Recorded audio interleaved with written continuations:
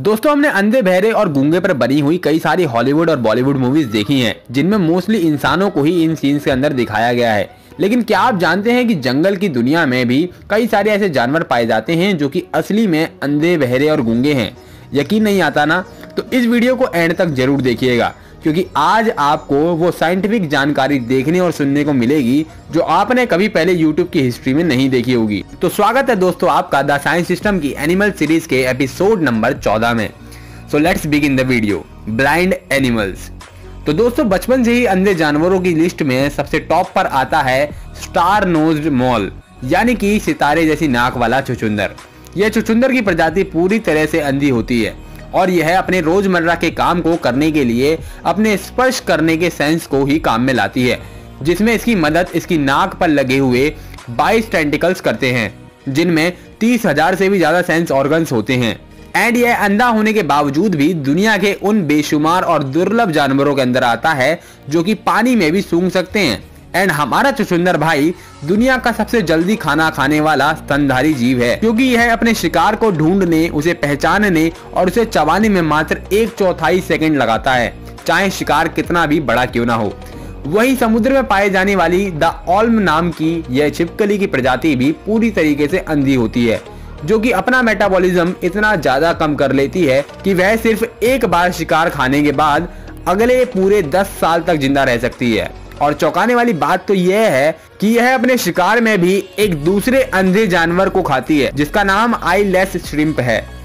यह छिपकली अंधेरे में ही रहना पसंद करती है, क्योंकि लाइट या धूप के संपर्क में आते ही यह अपनी त्वचा के जलने के कारण मर जाती है। वहीं ऐसे कई सारे जानवर भी होते हैं जो कि आंख होने के बावजूद भी सही तरीके से नहीं देख पाते। इन कैटेगरीज के अंदर चमगादड़ और बैल आते हैं।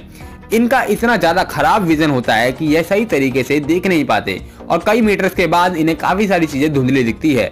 और ऐसा इनके अंदर वंशानुगत रूप से हुआ है, जिसको चार्ल्स डार्विन की evolution of natural selection theory समझाती है, जो कि यह बताती है कि इन जानवरों की पिछली पीढ़ियों ने आंखों के अलावा बाकी सभी सेंसेस का अच्छी तरीके से यूज किया है, जिसके कारण इनकी आने वाली पीढ़ियों में इनका आंखों का महत्व काफी ज्यादा घट गया है और फाइनली यह पूर्ण रूप से या अधूरे रूप से अंधे जानवर बन गए हैं।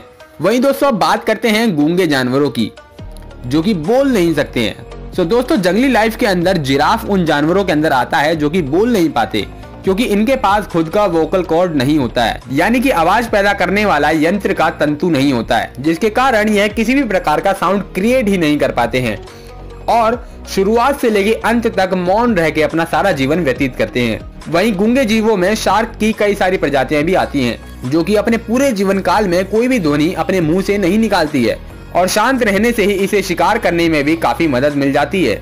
एंड आपको जानकर हैरानी होगी कि कई सारे सांप भी गूंगे होते हैं, क्योंकि जिराफ की तरह ही इनके पास भी वोकल कॉर्ड यानी कि वाणी यंत्र का तंतु नहीं होता है। एंड इसीलिए इकलौती आवाज जो यह बना पाते हैं, जिसे हमने अक्सर सुना है, और वह है का फुंकार का साउंड, जिससे कि ये सामने वाले को ज्यादा पास ना आने के लिए सावधान करते हैं। एंड फाइनली बात करते हैं जंगल के उन जानवरों के बारे में जो किसी को सुन नहीं सकते, यानी कि जो परमानेंटली बहरे जानवर हैं। वैसे तो बहरापन कुत्ते या बिल्ली की किसी भी प्रजाति में पाया जा सकता है, लेकिन यह अक्सर देखा गया है कि दुनिया के बहरे जानवरों की लिस्ट में कुत्ते और बिल्लियों का नाम हमेशा टॉप पर रहता है।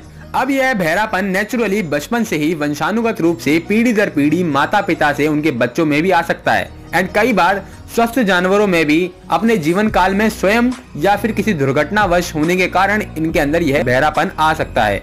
वहीं हमारे खूंखार सांप, जो कि गूंगे तो थे ही, वह काफी हद तक बहरे भी होते हैं, क्योंकि उनके सुनने की क्षमता काफी बेकार होती है। और वैसे भी सांप और छिपकलियों के पास तो कान भी नहीं होते, जस्ट जोकिंग।